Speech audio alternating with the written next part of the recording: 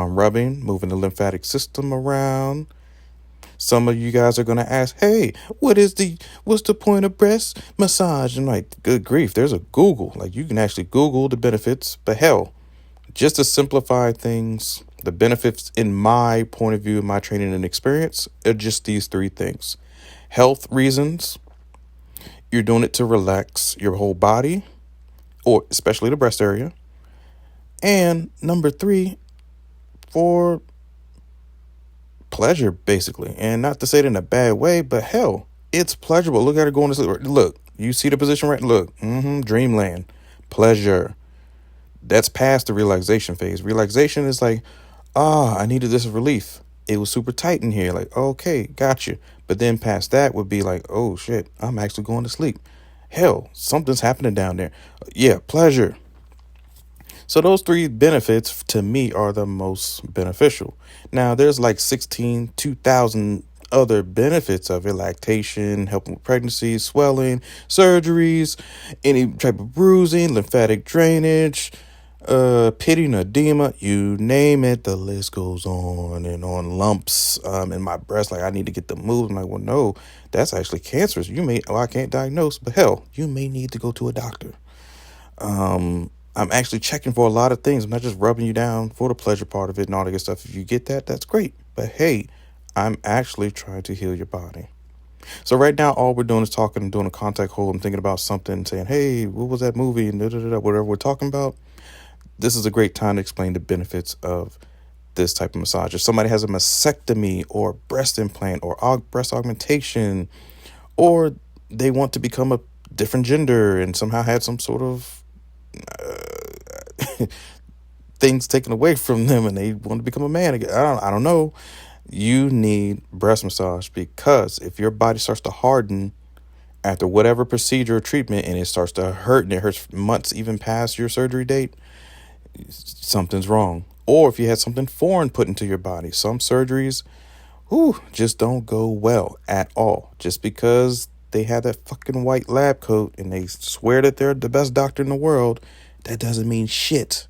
To where if you're hurting constantly, even when you're asleep, something's wrong. This is why people die during certain surgeries, and people think that I can just trust any type of doctor. No.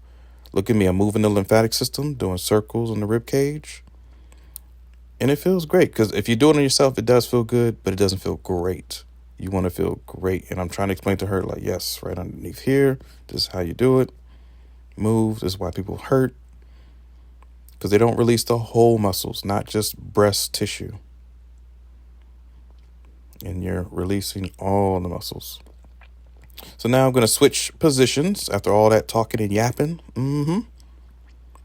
We go back to our contact hold. I just said it's nothing hard about breast massage. The only time it gets hard is when you actually take clothing off.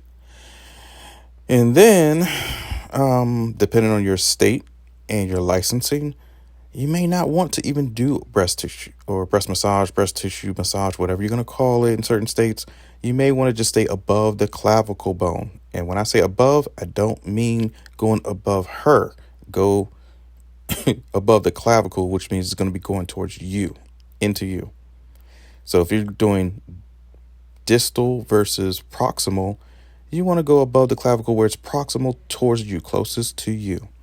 But if you start going distal downwards or further away to the nipple line, that's where you get into trouble, especially if the person's naked. If somebody accuses you of anything wrong, you got to somehow justify that, and that's kind of hard to do. So this position, you're just putting your palms at the sides like a blade, like a little knife, and then you're really cupping underneath. So right now we're working on the pec minor and a little bit of pec major, getting close to attachment sites, insertion into the humerus, in the tickle zone underneath the armpit. That's why I go nice and slow, because sometimes, like I said, it is a little ticklish. So be careful. Again, to the side, like you're scooping in, like an L, then scoop right on up. Yep. Just like a little crab grab. You're just grabbing like the little crab claws, snip, snap. Yep. You're just grabbing, and you can feel the muscle. So now all I'm doing is moving forward, back and forth, back and forth, back and forth, really, really quickly. And it feels amazing. But again, it could go to the number 3, which is that pleasure, past relaxation. It's like, oh shit. People start thinking, talking. So you do your movements, but then you move on. Now, if you're there for more than 3, 4, or 5 minutes, then you're playing around.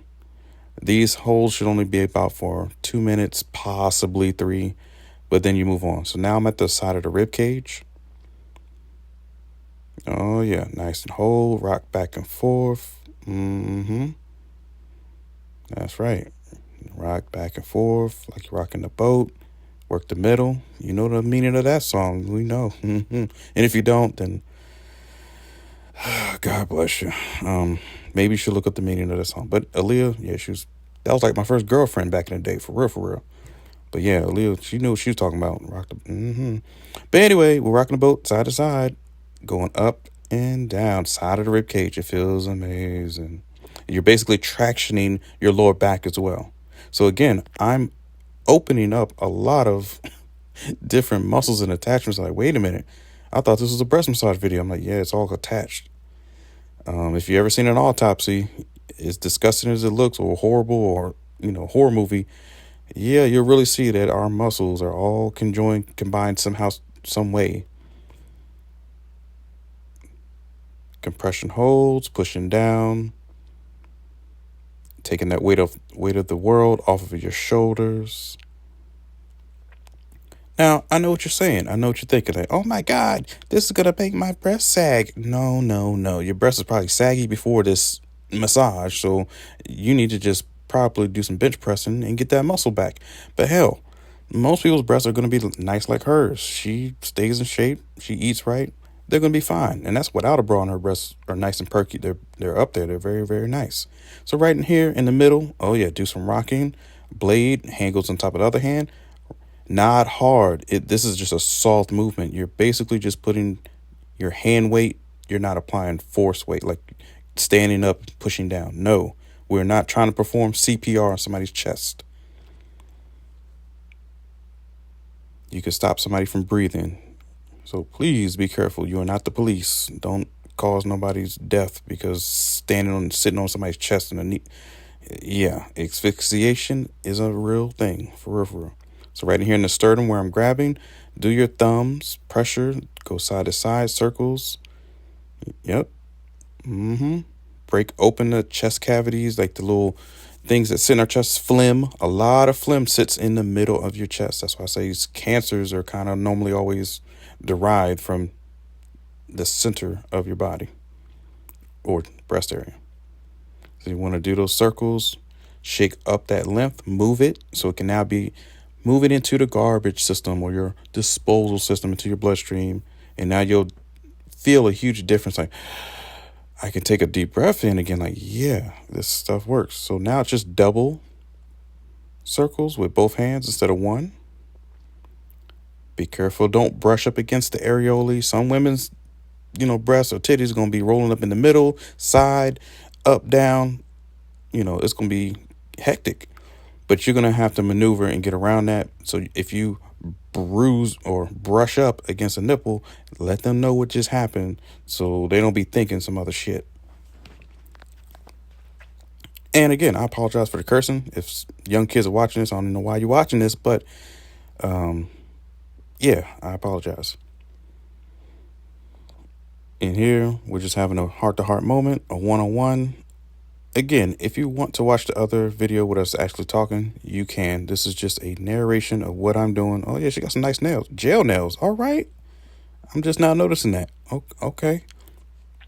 Got the New Balance sports. Okay, she's doing it up. But thumb pressures right in the middle or top of the breast area. And that's all I was doing. But now I'm yapping. Palm pressure like the little kitty cat.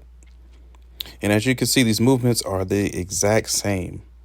Palm pressure, kitty cat move, the little crab grab, double palms, small circles from the sides of the rib cage to the middle of the chest area. That's pretty much it. There's nothing fancy about a breast massage. It just feels good. It's relaxing. So normally, without this video and the camera being in the room, she would have been asleep a long time ago. But she's resisting the urge. We're talking. Normally it's silent, listening to nice, calm, tranquil music. Me, I would have my ear pod in. I ain't got time for the tranquil music. I need problems. I need all the problems. Say nah, it ain't problems. I just like listening to R&B or something. So normally she would have her eyes closed, but we're having a moment.